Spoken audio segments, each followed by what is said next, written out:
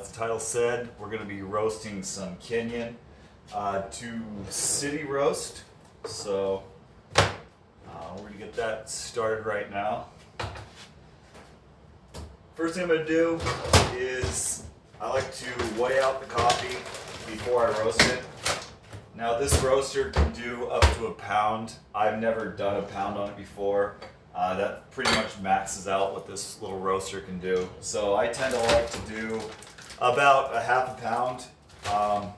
That's 230 grams for those of you that like the metric system. But I found like a half a pound, it has enough, it doesn't take forever. It develops pretty well. It doesn't go super fast. Anything less than a half a pound develops really quickly.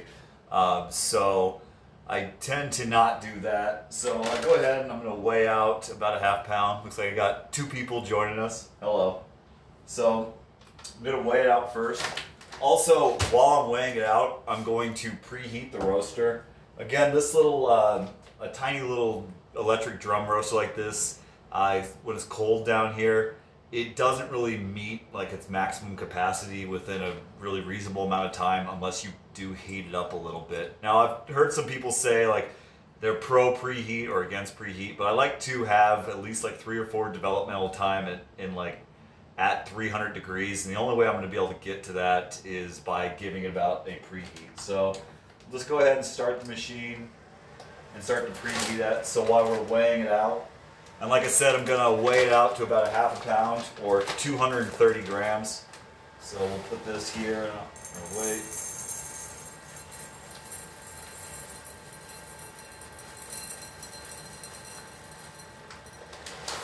So that's about 230 grams. Like the title said, this is Kenyan, Nurichinga AB. I've roasted it about 10 times. I've gotten pretty good results. I'm going to take it to just a city roast, so a light roast. And I'll log all that here in my coffee log. So keep getting set up. This particular roaster, it has 2 temperatures that you can check. It has one where you can see the exhaust temperature and one that you can see the ambient. It's really a home roaster because you can never really tell what exactly the bean temperature is. So what I use is generally what the temperature is in the heat chamber. So right now the temperature is right around about 100 degrees Fahrenheit. So we're going to let that try to get up to about 200 degrees before we put the beans in. I do like to track everything I'm doing. I don't get too in depth with what I put in my book. Really what I do is I just like to keep track of what the ambient temperature is inside the roaster like every minute. So right now this is the 56th roast. So we'll put 56, we'll put Kenyan, it's a half pound, 200 degrees preheat, and that's about it. So it's about up to temperature. So what we're going to do is we're going to stick this drum roaster in. It's got our half pound beans in it. It will start spinning around and it'll be heating it up. It's going to take it probably about 4 or 5 minutes before we start seeing any sort of noticeable change. That's when the beans will start to charge up. So when we get it all charged up, it'll start to change colors. It will start turning yellow, and then it'll turn a light brown. It'll start letting off a lot of different kinds of smell. First it'll smell like cut grass. Then it'll get like more of a caramely smell, and as we get closer to it, it's going to start putting off a little bit of smoke. So we'll kick the exhaust on, and then it'll start turning brown and making that first crack. Once it gets up to that first crack, that's about where I'm going to cut the roast off because I'm only taking this to a really light or city roast. So just checking the temperature, we're at about 190 degrees. There will be some carryover, so we'll go ahead and stop that and get the roast started. So we'll just throw this drum in here.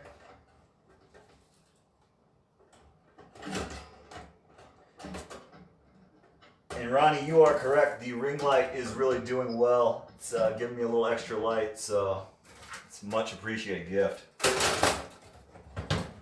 So what I'm going to do is I'm just going to try to max out as much time as I can possibly get on this. I am going to start it up. Now, it has several roast profiles already built inside of it. But what I like to do is I like to take it to a manual. What manual essentially means is I can control both the drum speed, and I'm going to set that to fast. I also have full control over the temperature.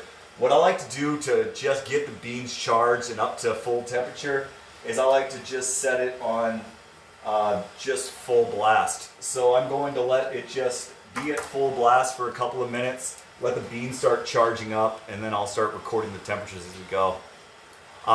Generally, I got a question, where do I buy the beans from? I get these from Sweet Maria's. Sweet Maria's is out of Oakland, California. A lot of the home roasters will use Sweet Maria's. They have a pretty good selection from all around the world. They have African, they have Indonesian, they have a lot of Central and South Americans to choose from. They got a pretty good price. I think I paid about $6.50, $7 a pound for this. And for specialty, really well-tracked coffee like this, that's a pretty good rate. They do charge a relatively flat rate for shipping. I think it's like $8, but I'm buying generally 15 to 20 pounds at a time. So all in all, it's a pretty good deal. I mean, it's not like it's a huge savings. If I were to go to, say, if I contacted a local farmer of a type of bean that I wanted to do, and I was able to get that price, it would be significantly lower. But for just home roasting, Sweet Maria's has a lot of variety. So especially this next couple of weeks in roasts, I'm going to be trying a lot of different varieties out just to kind of see all the unique flavor profiles that a lot of the different beans can provide. So right now we're at 2 minutes in. So what I'm going to do is I'm just going to track the ambient temperature. I really just do this with all the rest of the Kenyans just to make sure it's all tracking the same. It's not doing anything weird. It's not the perfect way to check roast profiles. If we had a nicer unit that we could actually see the beans temperature, we'd be able to actually track what kind of roast profile we're doing. What we want to see is that it's just going up about 15 to 20 degrees every minute. As long as the ambient temperature inside the machine continues to go up at that rate, it's going to reach the first crack kind of a uniform rate of what the rest of the beans are doing. So what it's doing right now is it's drying out the beans. So it has about 11% moisture content. It's going to start to try to dry it out. And in fact, when it reaches the first crack is when all the CO2, all the moisture is out, and that CO2 begins to bust out. And that's when you technically have like a roasted coffee. That's the first crack. So a couple of shows, maybe in a couple of weeks, we'll try to do a darker roast where we move to that second crack. But since I'm using this for mostly pour over and AeroPress, I'm going to try to keep it at that more of that light roast. So right now we're at about 240 degrees. That is about on par with where we should be with past roasts. We're moving into about the 4th and 5th minutes here. So, and the hope is to get a little bit better camera angles. So I think once I get a couple of cameras ordered, I'm going to put one right on the machine, because you can actually start to see on this machine, because it has this little window here, you can actually start to see it starting to change colors. So it's just moving from that green to more of a yellow, and we're really getting that kind of cut grass smell is starting to come off of it. It gets really, really intense between about the 4th and 5th minutes, and then it starts to get a little bit more of a pleasant smell. Really, smell is kind of the big indicator of where you're at. Temperature is nice, but smell, sight, all of your senses are really useful when you're trying to roast coffee. What I'm going to do, and give me some feedback if it gets too loud, but I'm going to throw an exhaust fan on. I have this exhaust down here. I am roasting in my basement, but roasting coffee does get smoky. Even though this unit does have like a built-in smoke exhaust system, it's really the exhaust system comes in nice, especially down here. So just keeping track of where we're at. We're at about 271 degrees Fahrenheit, moving into our 5th minute. And again, that's right where we want to be. I'm usually shooting to be within about 320 degrees by about that 7th minute. So you will probably be able to hear it. I might bring the phone a little bit closer when it starts to crack, but it kind of sounds like popcorn, that first crack. So it does make quite a bit of noise, especially with the first crack. The second crack is a lot softer. In fact, if you're taking it to second crack, you almost have to be really close. It almost sounds like Rice Krispie cereal inside of milk. It's a lot softer, but the first crack is pretty intense. Once you start hearing the first couple of cracks is when you want to start changing your development. What that means is I usually cut the heat off and let the beans kind of do their work. If I were to leave it on full heat, it kind of starts to ruin the beans a little bit. Well, not ruin it, but it really pushes the development too fast. You don't get a lot of the flavor notes that a lot of the more skilled roasters are looking for. So 6 minutes in, we're at about 290 degrees Fahrenheit. And that is tracking, it's a little slow. Like I said, it is cold down here. Being this cold, it does slow it down a little bit. So it's tracking right where we need to go. Sometimes the beans will be warmer than what the ambient temperature is kind of triggering. So like on a hot day, the ambient temperature usually speeds up a little bit faster, but the beans, sometimes when I can't track the ambient temperature, the beans are still ready to go. So it's really important to listen for the crack during this time as well.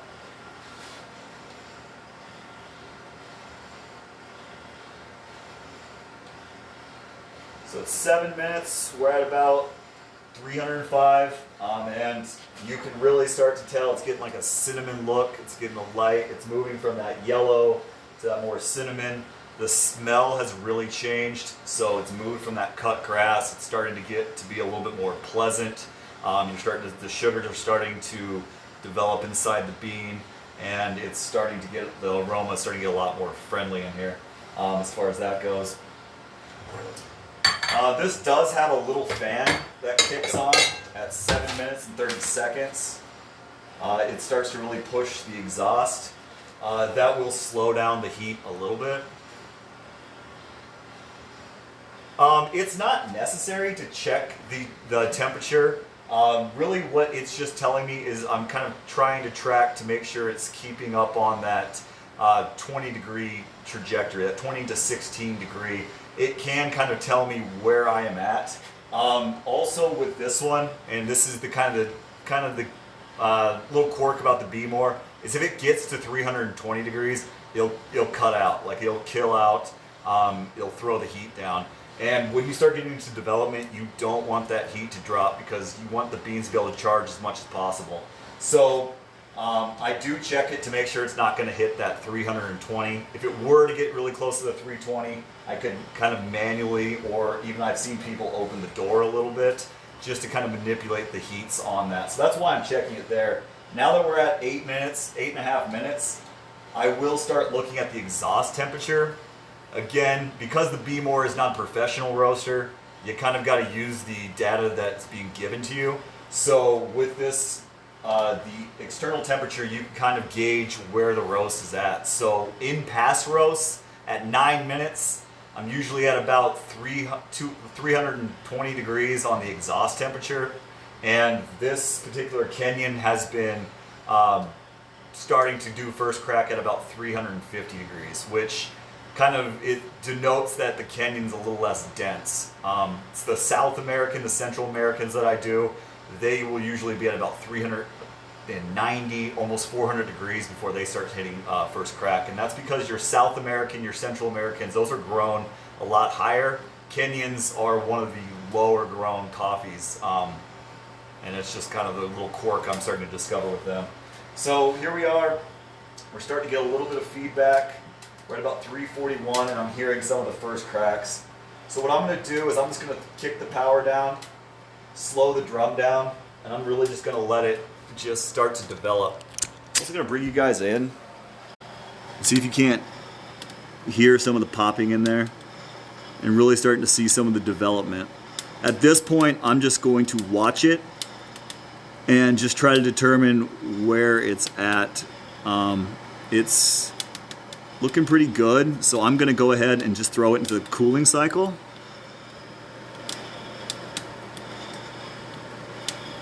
This is where it really starts to smell great. So I'm gonna throw it on cool and just let it sit in the machine and just kind of cool down for a second. So, that's the view you want. Okay, so at this point, this is where I've kind of gone rogue, and I really have to apologize. This is where it's not aesthetically pleasing, because I'm actually going to kill the roast, and that just means I'm just going to stop the machine.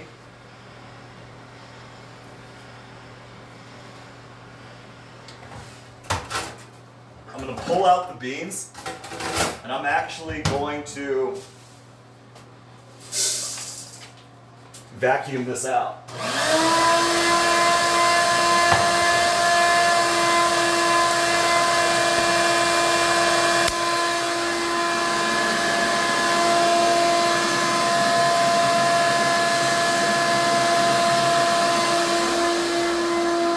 So what I'm doing there is I am trying to get it cooled down by about 4 minutes. Inside the B-more, it takes about 13 or so minutes to cool it down. So I drop it in the vacuum, and that will give me about the 4 minutes that I'm looking for.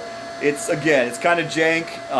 That is one of the quirks about the B-more is, the more you learn about it, the more you kind of got to, kind of think outside the box with what you do. But the vacuum does give me right about 4 minutes. So it is working right where I want it to be. I took us outside of the room because, again, I don't really know how loud all this is or how, how it's coming across in your guys'. I'll get some feedback tomorrow. I got one question about how long it takes to use the beans. Generally, about 3 days is the earliest. I've heard people, it changes. It really changes depending on who you ask. So 3 days, the earliest. Some people swear by 8. It's one of those kind of preference things where you just got to just keep tasting it and kind of find where you like your taste at. So with this one, I've done it as early as 3 days and got some pretty good taste out of it. Haven't seen a big noticeable difference anything past 3 or 4 or 5 days. So that's about it. So what we have this is it's cooled now to the point where I can touch it. I'm going to let it just sit here for a little bit longer. Normally I'd let the vacuum run, but again, I'm just going to not do that because I think it's hard to talk, and we will see how much interference it gets. But it's cooling down substantially more than if it was in here. Here it just kind of keeps cooking it, and it starts getting some funky tastes that aren't great. So really, from here, I just put it back inside of this. I shake it out. That gets all the chaff kind of knocked off of it, and then it's ready to go. So that is the start to finish with how I'm doing roasts on this little B-more. Now, the goal is to step it up to a little bit bigger machine. What I've kind of set for myself is 200 roasts. I feel at 200 roasts, I will have done all the experimentation I want. I'm at 57 right now, so I got some time on this little machine. But it really does give you a lot of the early parts of roasting, like the smells, the sights, the colors, the first cracks, and you can really start playing around with the different taste profiles. The next thing, and I'm just shaking off chaff right now, that's just what's released. It's called the silver skin of the bean, and it's not great. So I'm just getting it all up, and I'll clean it up later. So, as you can can see.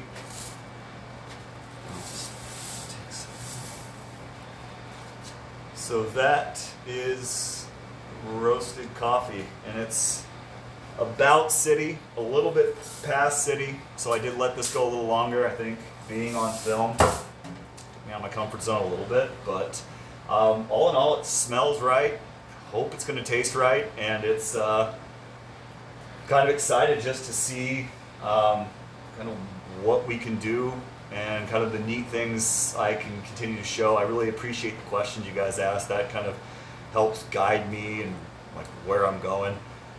So what the next thing I'm probably going to start doing, and I'm working on, I got a room in here with a sink, and I'm going to put a water purifier. I'm actually going to start taking this and doing what's called cupping. It's another nerdy coffee thing, but it's where I really can start to develop the taste. And I think that's going to be where I start. That's probably the easiest thing for me to start showing next, is where I roast some coffee and then I start cupping it, and like an idiot, I try to work my way through the taste profiles. So all this is sold together. So the drum, you get the roaster, you get the pan. Obviously, this is aftermarket because it's just a colander in a box and a shop vac. But yeah, all of this was sold together, and I think I got it.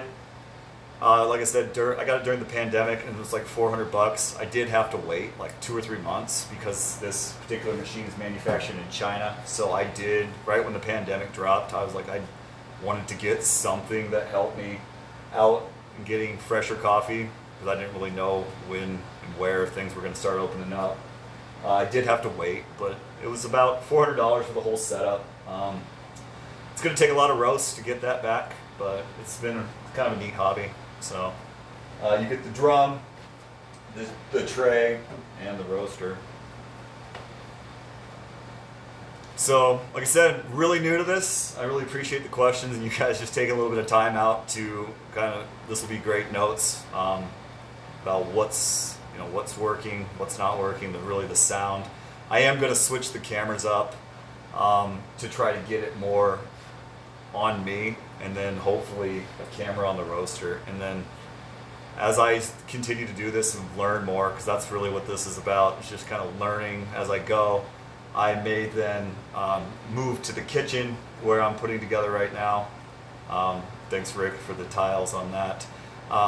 But I will then start to do more of the barista experiments, and I think that's where I'm going to have to go for some outside help, because my barista experiments are as limited as me.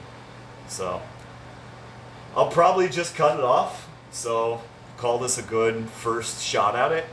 Take a look, go back, look at it. But I really appreciate you guys coming in. If you guys have any more questions, it's kind of my profession by trade, is just answering questions. So.